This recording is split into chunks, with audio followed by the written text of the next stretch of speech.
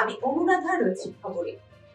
আজ দিল্লি রেল ভবনে পশ্চিমবঙ্গ রাজ্য বিজেপির সভাপতি মাননীয় ডক্টর সুকান্ত মজুমদারের নেতৃত্বে জেলা সভাপতি শাখারাম সরকারের উদ্যোগে কেন্দ্রীয় রেলমন্ত্রী মাননীয় অশ্বিনী বৈষ্ণবজির হাতে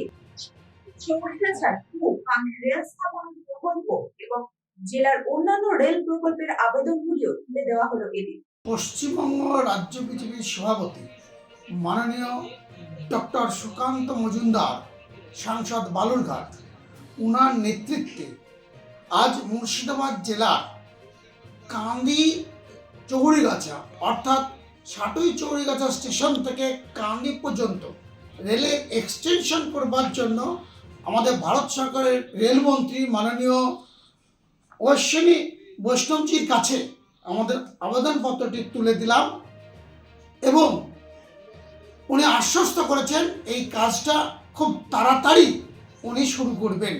সম্ভবত উনি খুব অল্প দিনে এই বাজেটের পরে উনি ওখানে সার্ভের একটা টিম পাঠাবেন।